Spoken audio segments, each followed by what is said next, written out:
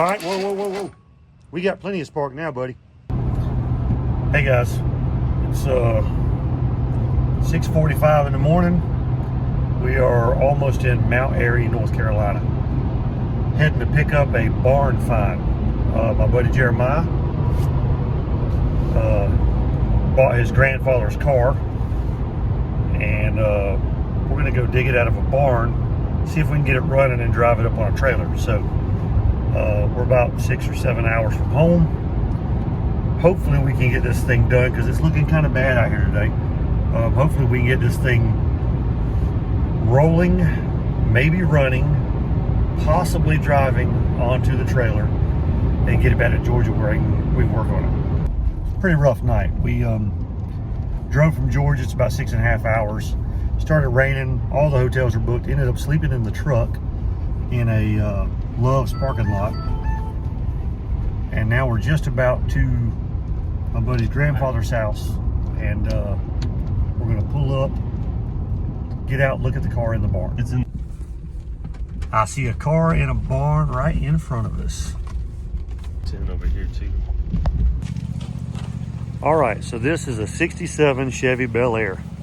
This thing has been sitting here for 30-something years. So yeah, been here for a minute. It's pretty much on the ground. Not sure how we're gonna get this out of this barn.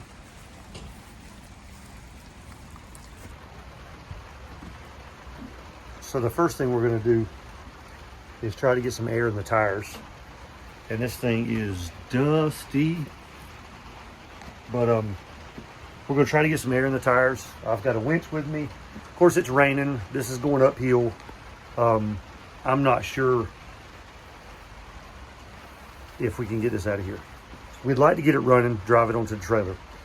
It's been sitting for just a few minutes, but maybe we can get it running. I doubt the brakes are gonna work.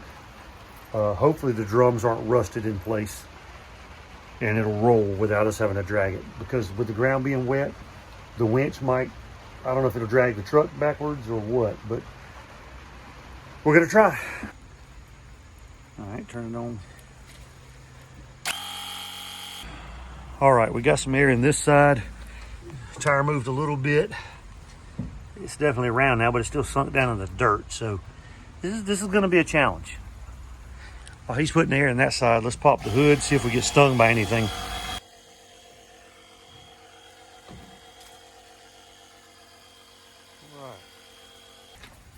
All right, so the carburetor is not locked up. It's free, that's good. Fuel line is really easy to get to. So we'll probably get some fuel line and get a boat gas tank. I've got a battery to stick down in it. And maybe we can, we don't have a key to the thing, but the ignition switch is on the dash in this one. So the steering wheel's not locked and the gear shifter shouldn't be locked. So maybe I can pull the ignition switch out and get it to try to crank. Let's see here.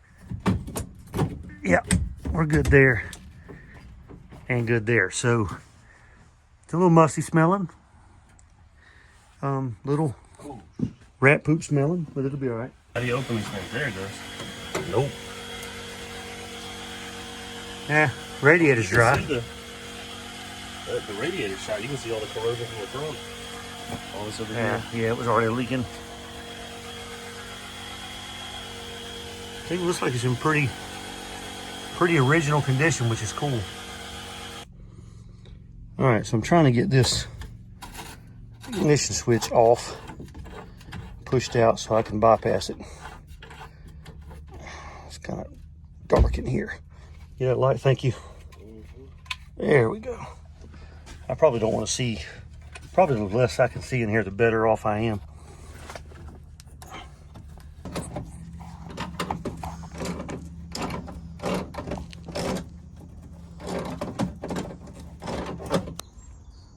All right, we're going to try to, we got a battery hooked up. We're going to try to see if it'll spin over.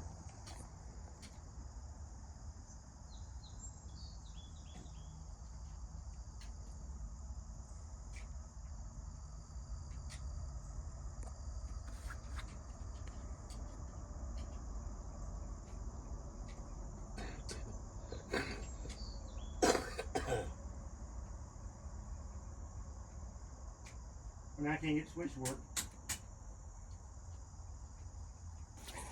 Alright, let's see if we can get this thing to spin over.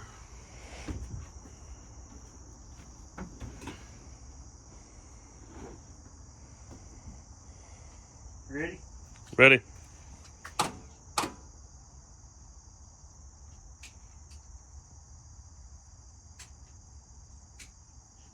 I tried to do something, but the battery cables aren't tight enough. I'm going to tighten the battery cables up. As soon as it gets any current through it, it's losing connection. So.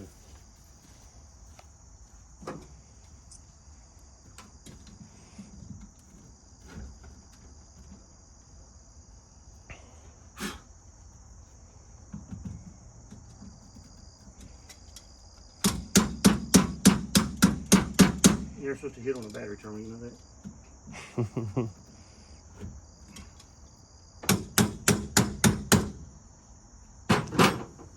Alright.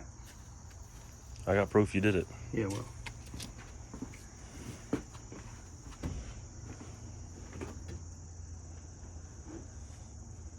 Alright, let's see.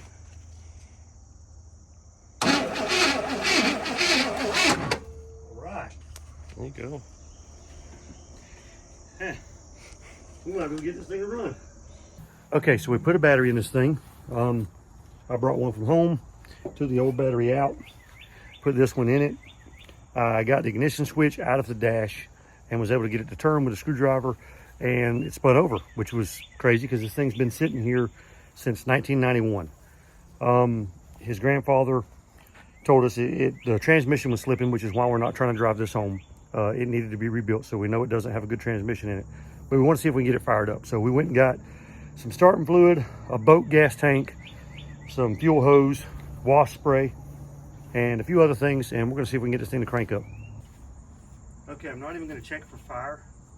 I'm just going to hook the battery up, spray some starting fluid down in there, and see if it'll spin over again, see if it'll fire off. If it doesn't, then I'll check for fire and look at the points and all that stuff.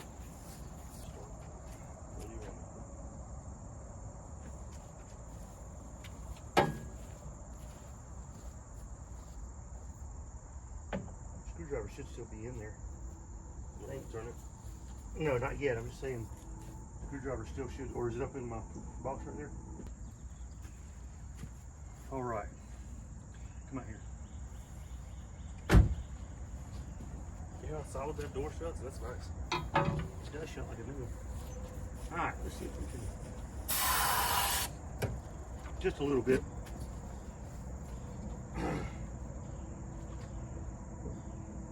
Now let's see what happens.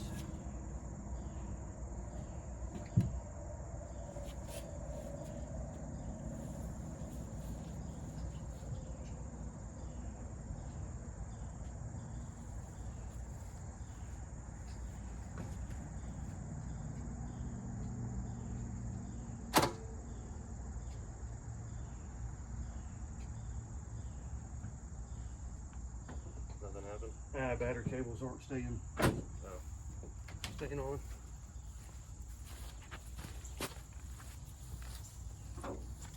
Do we need to hit them with a wire brush or something? Do you have a wire brush? I got some sand cloth.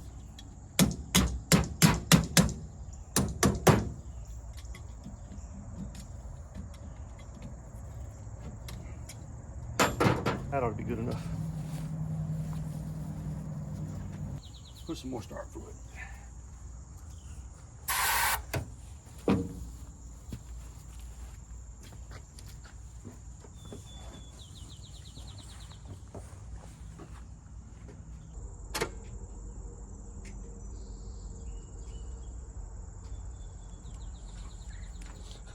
It's aggravating. Where's that sandpaper at? You can go ahead and do that.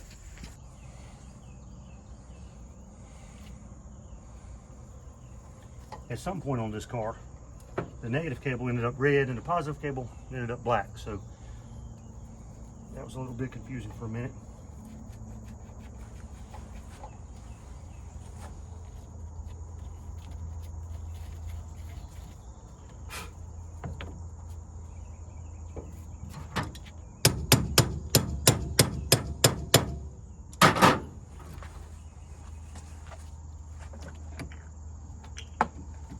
like having the battery loose so I can snatch the cables off of it if I have to. If you can't, you can't.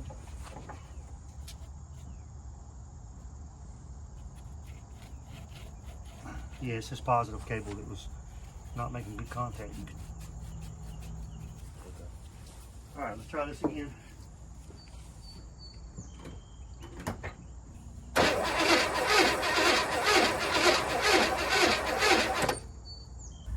All right, I'm gonna pop the distributor cap off and see what the points look like. Well, distributor looks pretty good on the inside. I'm gonna see if I can see if the points look halfway decent. I guess I gotta turn it a little bit more. All right. Whoa, right there, stop right there.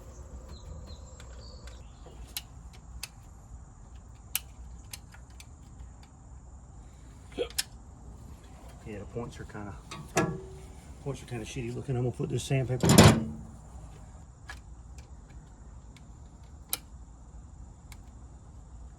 Okay, so what I did was I pried it open and I got the sandpaper in between them. And we'll put it in there like that. I'm gonna pry it open again. Put it in there again, if it'll let me. That's right. And get as far in there as you can, that way you get more pull on it there. Okay. And then we're gonna put the lid back, or cap back on.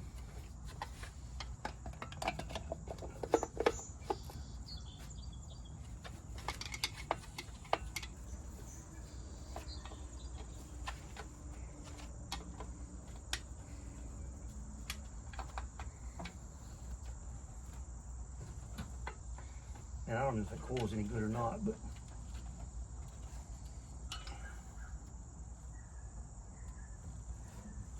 all right, let's try one more time.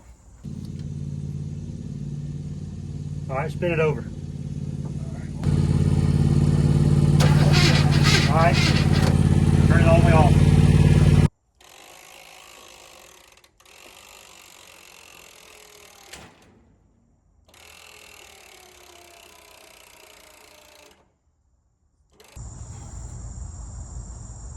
Probably try to, I mean, it moved a little bit. It did. I don't know how much that back tire is holding it. Probably try to pull it out with just the chain in the truck. And then we use the winch to get it on the trailer if we can get it out of the hole. Yeah. Tell me when I'm getting most of my slack out. I can see it, but not great. Okay. You got it.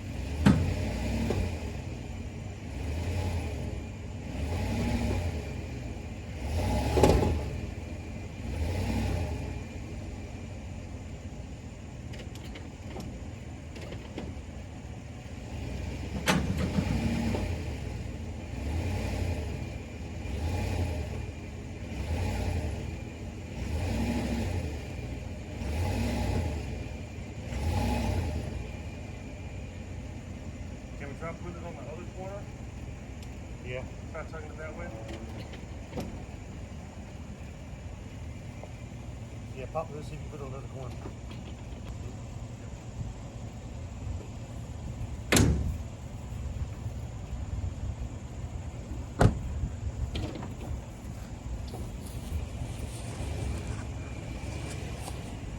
I can't see my slide. All right, keep going. One more. Right here.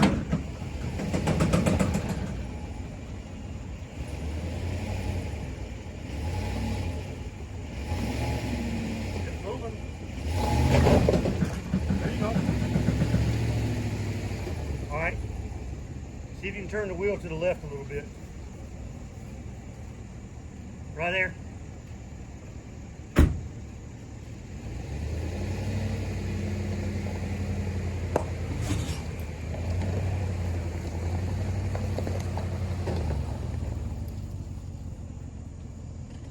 Get a block or something to put behind the tires? All right, so we couldn't get it cranked, so we pulled it out of the barn.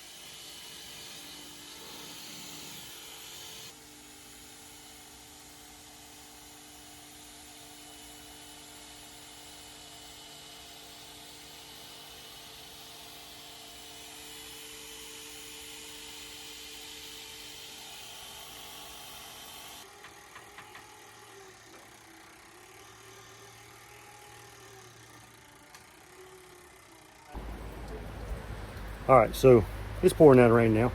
I don't know if you can tell, I'm soaking wet. We didn't get it fired. We didn't get it running. Now, we knew we weren't going to be able to drive it because the reason it was parked was the transmission went out in it, was slipping. We did want to be able to get it cranked up and running, but, you know, at some point, knowing that we weren't going to be able to drive it, we figured that just kind of stop where we were at. We did get it up on the trailer. Took a little bit of work. It was really, really stuck. At least the tires roll. That's pretty impressive for a car that's been sitting for 33 years, 34 years, something like that. So pretty happy with getting it on the trailer in one piece. And we did get it to turn over. So that was a win. And we're going to try to see if we can still get it cranked up, but maybe at the hotel parking lot or something like that if the rain stops. All right, so we got the car loaded up right now. It's not raining, so we're not going to give up. We're going to try to get this piece of junk started in the hotel parking lot on the trailer. Hopefully get this thing started before we make it back to Georgia, but if we don't, we don't, but we're going to give it the old college try. So we went down to the O'Reilly's, which is right down here behind the hotel, picked up a coil and a set of points that I thought I brought with me, but I didn't. So we're going to throw the points on and the coil on and see if we can get this thing to make some fire. All right, so we did find a clue in the car. We found some, I don't know if you can tell, we found some brand new spark plugs, some fouled spark plugs, 3 fouled spark plugs, and 3 brand new anti-foulers, which means we have probably 1 or 2 cylinders in the motor that are getting lots of oil in the cylinder. So we're still gonna try to make it run, but we did find a clue as to how healthy this little 283 was when it was parked. Where's that screwdriver at? This is like VIP tool of the day right there. Yeah, pretty much. It's a 67, man. I can take this thing apart with a flathead screwdriver and 9/16 and a 1/2 inch wrench. Mm-hmm. In my sleep, Bet. blindfolded. Rotor looks new, which means they may have had an ignition problem when it was parked. So, because the points do look fairly clean. Rotor looks like it's never had anything on it. 2 flathead screws. Now, you got a dwell adjustment on these. We're not going to be able to adjust the dwell because we don't have a dwell meter with us. But It's not dwell on that.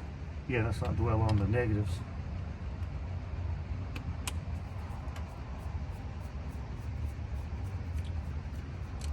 I use a piece of paper to set the dwell, something like that. You know, you used to use a matchbook. Haven't seen a matchbook in 25 years or so. But used to take a matchbook and you could set your points gap, I should say, not dwell, but your gap.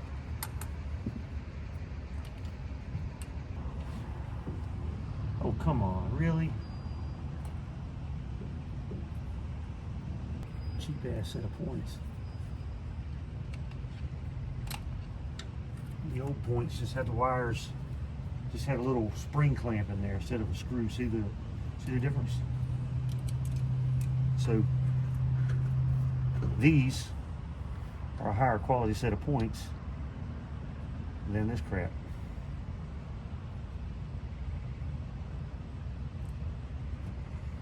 They don't look very healthy, so they look kind of burnt up. So.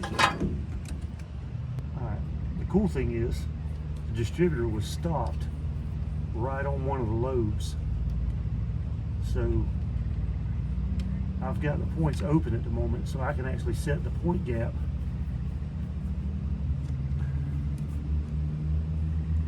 right here.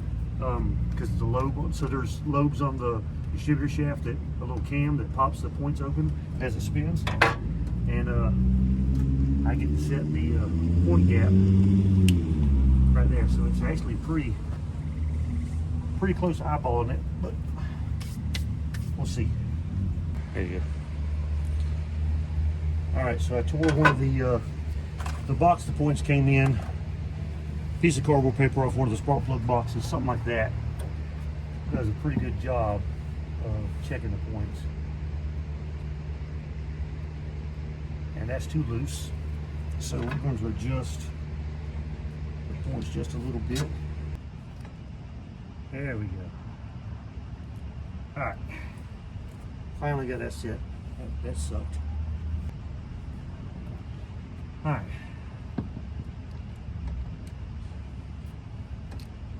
Let's get the rotor back on there.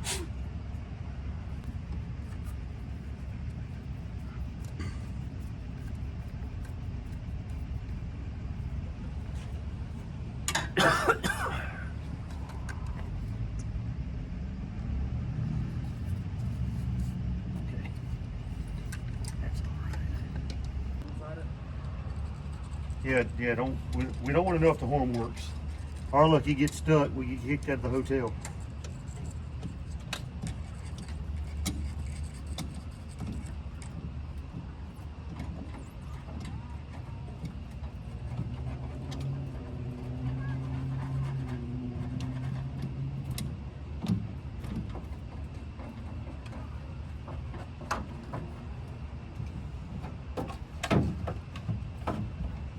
All right.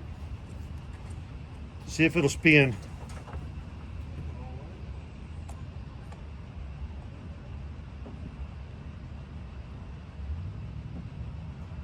All right, whoa. We got plenty of spark now, buddy. Heck yeah. All right, give me just a second. I'm fixing. You got the key off, right? All the lights are off. Yeah, Okay. All right, let's spray some carb cleaner down in here, and I don't know what this thing's fixing to do. We'll get out of the way. All right, try it. All right, so I'm gonna just go on for a second and shut it off. Yes.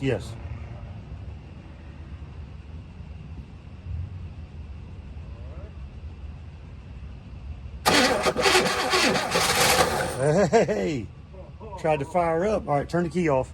Yeah, it's off. The lights are off. I'm excited like that. Heck yeah.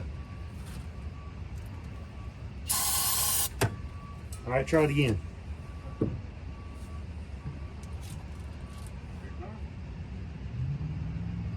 Go ahead.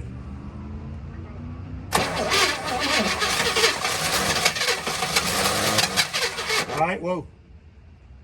All right, it ran for a second. Now the problem is we can't let go of the starter, because if you got to get it in a run position. So you got to turn it away from crank back to run without turning it off, so it kills ignition. All right, so try it again, but this time leave the key off. Put your foot to the floor real quick on the gas pedal. On the gas? Yeah, give it gas. All right, it's all at the floor. All right, not all at the floor. Don't let off of it. Okay, now I want you to give it, let it go of it. Give it just a tiny bit of gas. Just a tiny bit. Roll up less than that. Right there. Now try to crank it. All right. Now I'm happy. It really ran that time. Pretty cool, huh? All right, so we didn't give up. We got it running. Now, it doesn't run great. It only ran for a few seconds. We're not going to hook a gas tank up to it and make it run because we don't want to get kicked out of our hotel. They probably would be very upset. The guy was already not really nice to us because of where we parked earlier. And he's afraid he's going to get a big crowd and we're blocking all the parking spaces. So whatever. But we got this junk running. Pretty happy about that. Jeremiah is very excited.